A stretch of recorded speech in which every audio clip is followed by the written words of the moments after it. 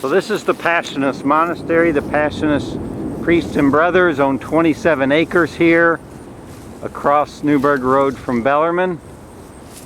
And back here, this is the Earth and Spirit Center. This is a non-profit that was started by one of the Passionist priests. Their mission is to bring about a more socially just, environmentally sustainable human presence on the planet. They do that through a lot of different classes that they teach here. But also a part of their mission is land stewardship. And so they are always looking for ways to make this property more sustainable, to either simply lower their carbon footprint, live more in harmony with nature, but also as an educational opportunity to show people what you can do. These fenced in areas, and this is deer fencing. Catholic Charities has 12 sites around the city for their Common Earth Gardens. They hook up various communities with refugees. And refugees from Burundi and the Congo farm this area. It's kind of the end of the season, so there's not much to look at. A lot of these plants are native African plants. There's a number of sites here on the property that the Burundians and Congolese farm. They have a big cistern here that catches all the rainwater from the roof so that you don't have to use any tap water. This water is higher in nitrogen, so it's better for the crops. It doesn't have the fluoride and chlorine and things that the city water would have in it. This is an electric car charging station. I assume similar to the one that Bellarmine's going to be getting soon, so that people who participate in the programs or work here can charge their car while they're in there.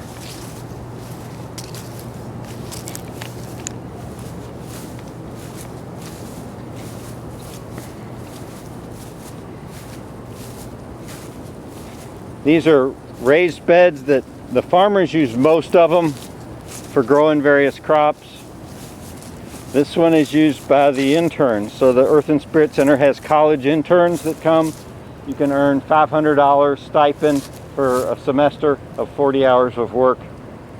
And that's their tree nursery. They just planted hundreds of tree seeds there earlier this week.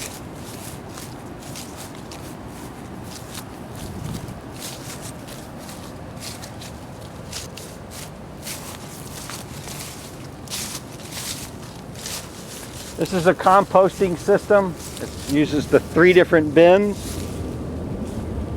The farmers use it, the people that have classes in the Earth and Spirit Center use it, but also the community can come. So they have signs to let people know which bin you can add compost to. You can see it's paper towels and garden waste and coffee grounds, things like that. And they will rotate these, so once the green one's full and the blue one's empty, they'll switch the signs around. But hopefully it educates people about the importance of composting. This is a bug hotel. Aspen Berman, a Bellarmine student and intern, constructed this out of repurposed materials. Everything in there was something repurposed. You can see she drilled holes in the wood to allow for insects to lay their eggs and have their larvae. So it provides habitat for pollinators. I've seen the 5-line skinks, the lizards in there too, so I'm not sure how safe it is in that hotel because they eat the bugs.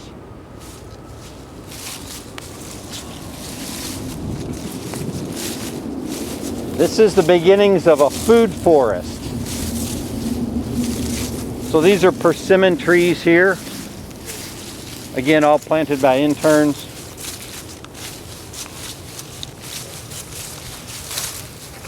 These are blackberry, raspberry, blueberry, chokeberry. A lot of different fruit trees and bushes. Eventually this whole area will hopefully be just filled in like a forest. These were constructed using permaculture techniques. You're all familiar with permaculture, so it's sustainable farming methods. One of the concerns on a side of a hill would be erosion. So these, you can see these plants are built in a berm, a small hill, that runs perpendicular to the hill.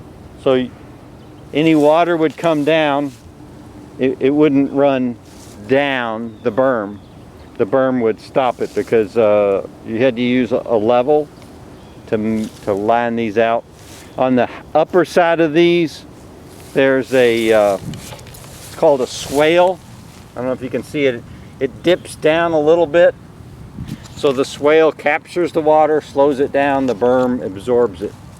And all those are built according to the contour of the hill. So it eliminates the erosion, helps conserve water.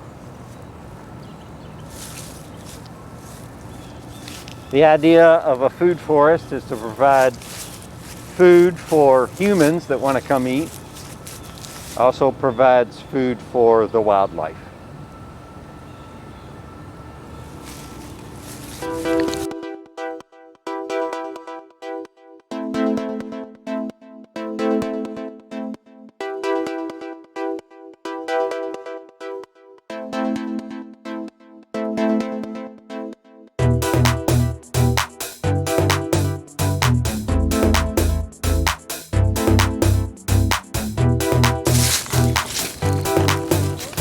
So this is one of two wetlands that we constructed.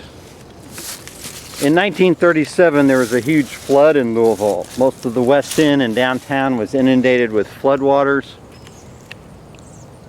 And the city engineers kind of blamed a lot of the flooding on Beargrass Creek. So they filled in most of Beargrass Creek and they channelized it.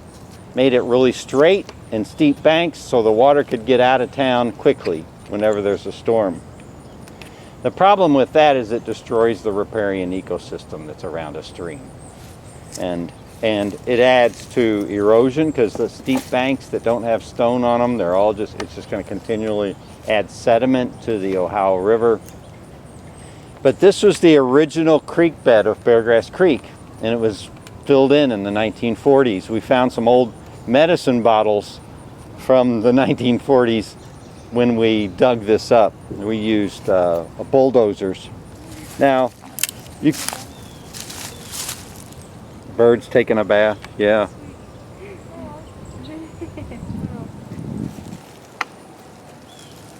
It's still over there, flapping around. Yeah. Oh yeah, they love it. Looks like a whole flock of them, all those robins. I can't tell. Yeah. Uh-oh. Did you really? That is so weird. That bite. Oh, nice. Yeah. Right there. So would have been where the creek, because they're actually like super close to right over yeah, there. we'll go see that next. So it would have been like all the way to here? It wasn't over there at all. It was just here. And it kind of meandered through this area. And you really can't move a stream. You can only bury it. So when the bulldozers dug down, they hit water. And the bulldozer actually got stuck. They had to bring in a crane and lift it out. But basically all we did was pull out all that clay and move it around here so it filled up on its own. And it's been filled since 2007? No, 2017, September 2017. And it provides habitat. So lots of organisms can reproduce here. The first was the mosquitoes, which you'd think would be bad, right? But they're actually the lower part of the trophic levels. So they're the food for everything else. The dragonflies came and they eat their larvae, the tadpoles, so many things eat mosquito larvae.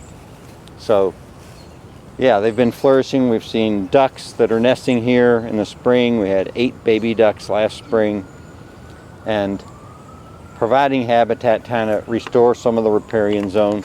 A lot of these plants that are planted around here we got from a woman whose job I would love to have. She lives in Adair County. She goes around the state looking for plants. And she'll go in state parks, national parks, and she doesn't steal the plants, but she'll take the seeds. And she takes them back to her greenhouses in Adair County and germinates these seeds and grows native Kentucky plants.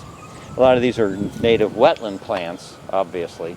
And she sells those. We had Bellarmine students plant them here. And you can see the white thing in the middle. Dr. Carlson Mazer brings her classes here. She teaches something on aquatic ecosystems or wetlands or something. I don't know what class she teaches, but they use that. It's got electronic equipment in it that measures the depth of the water. And we have 2 wetlands. The other wetland, they noticed diurnal fluctuations in the water levels. So during the day, the water levels would go down, and at night they would go up. And not really sure why, but I think it's the photosynthesis during the day. All the trees and plants are sucking a lot of water out, causing it to go down. Evaporation could also happen during the day. And then there's a spring that feeds it. So at night, it starts filling back up. Any questions about the wetlands? So restoring these would be a great thing. I would love to see one of these at Bellarmine. You could easily have a wetland to provide habitat at Bellarmine. I should put that on the list for projects, shouldn't I?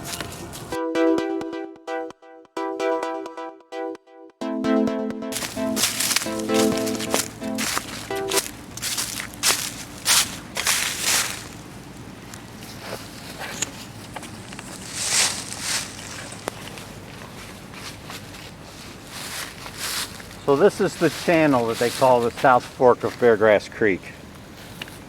And you can see how steep the sides are. It's hard to see any stones on the side at all.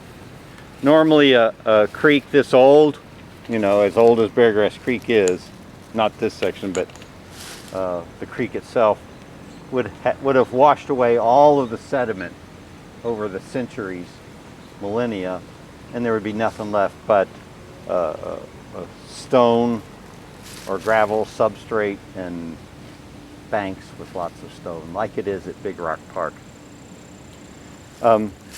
So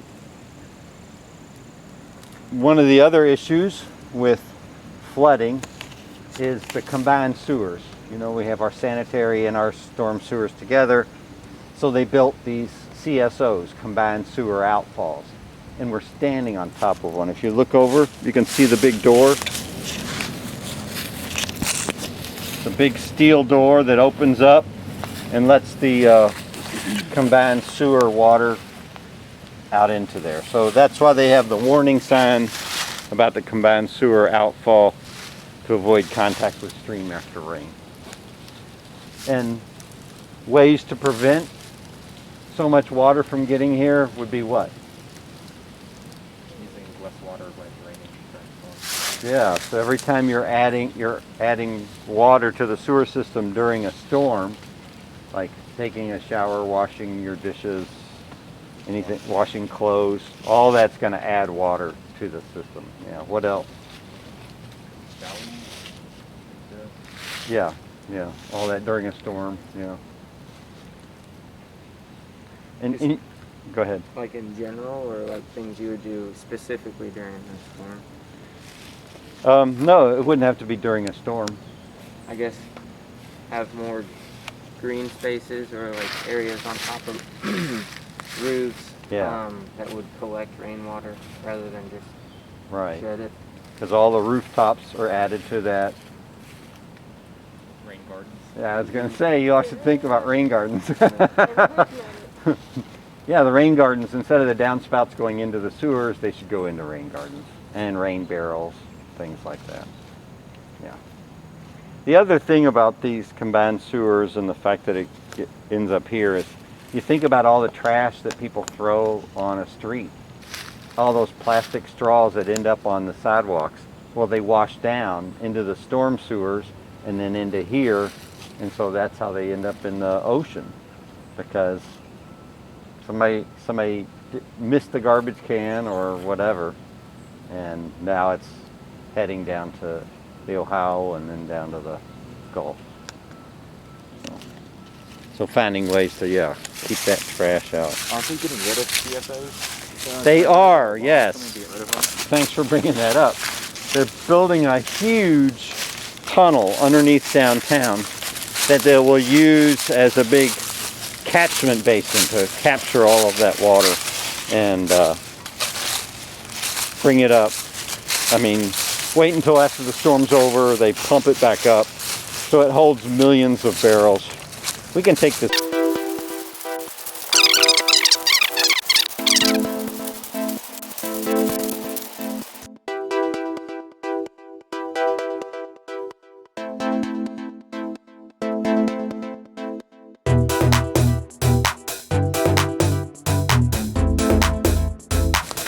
So this is the other wetland. We call this the northern wetland of the two. This is the one that has a stream that feeds into it. I don't know if you can see how green that grass is on the far end over there. But it's that's where the spring comes in. That grass stays green all year round almost. Then it overflows underneath the road here, and the clean water goes into that small stream that leads to Beargrass Creek. So the wetlands, as you know, purify water by slowing it down, letting the microorganisms consume the organic matter, allowing the sediment to go to the bottom and decompose. The water that comes out of the wetland is a lot cleaner than the water that goes into the wetland. We steal that same technology when we do our sewage treatment plants. If you've ever had a tour of a sewage treatment plant, they just create big pools. And they let the sediment go to the bottom. They let the microorganisms consume the organic matter. Nature's the best teacher here.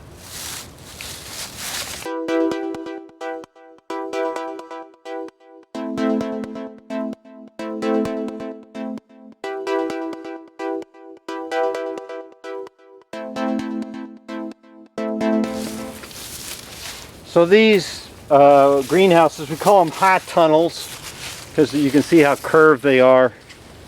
And they have their own water catchment system. So we have these gutters that bring the water down into these pretty good sized cisterns that then are connected with pipes. So this one's the overflow, but down below there's a hose that comes out. It's covered up with weeds. But it will come into here. I don't know if you can see it. It's got a series of hoses in here, so they just open the valve and it will irrigate the entire area. They still got tomatoes on their plants. I thought they'd be gone. So we can go through here, I think.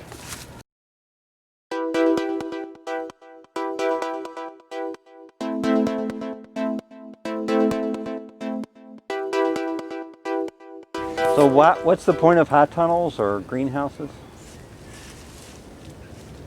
Like extend the growing season? Yes, so they can start growing in January. Yeah, and because many seeds are looking for the right temperature of the soil before they germinate, and this will trick them into doing that. The sides of these greenhouses can be closed, which seals it in so that they're airtight or close to it, and it keeps the heat in. The greenhouse effect, as you all know about. So this is actually 3 rain gardens built in sequence. The rain comes off of that roof there. You can see it's been diverted. Instead of going down where it would go into the sewer system and add to the combined sewer problem, it's diverted over here to these 2 cisterns or rain barrels. I think each one's 1,000 gallons, so it can hold 2,000 gallons. But that amazingly fills up pretty fast. It only takes 1 or 2 storms and those are full. And then there's an overflow that comes over the side and goes underground. So there's an underground tube that brings the water to this area. This is the first rain garden. And we have native pollinator plants here. I think this is stiff goldenrod and yeah, stiff goldenrod. And we have echinacea in here, cone flowers, that sort of thing. And you see the berm here. So this berm is what keeps the rainwater into this area. But you can also see there's a low point where we put rocks. That low point is when this gets too much water, so it'd have to be a pretty good sized rainstorm. The water would overflow at that low point and come into the second rain garden. The rocks are there to keep erosion. We don't want the berm to erode. So hopefully it'll go over those bricks. This second rain garden, again, native perennial plants, some sedges, black-eyed Susans, and about where Hannah's feet are, you can see the bricks. That's the overflow there in that far corner. And then it flows from there. There's a crescent-shaped rain garden on the outside. And so those are the three rain gardens able to take in quite a bit of water, you know. And again, it's to keep it out of the combined sewers, to add pollinators, provide habitat. This over here is a combination herb garden and pollinator garden. This is goldenrod here, Joe Pye weed and primrose are all in here. In terms of the herbs, here's some chocolate mint if anybody wants any. Chew on that. Here's some spearmint. You'd have to eat a lot of that to fill up. We also have fennel, lemon balm, a lot of other herbs in here, so that when we teach kids, well, adults too, about plants, they can come and munch on plants. The pollinator gardens provide habitat as well, so there's a lot of organisms that will overwinter here, reproduce here, in addition to getting the nectar that they need. We found a baby deer in here one morning. It was during June, about 3 years ago. It was a morning where we had about 150 kids coming for a camp. And it was just curled up in there, and some of the kids got to see it before it took off running. I don't know where its mom was, but it was a little surprising to see a little baby deer here.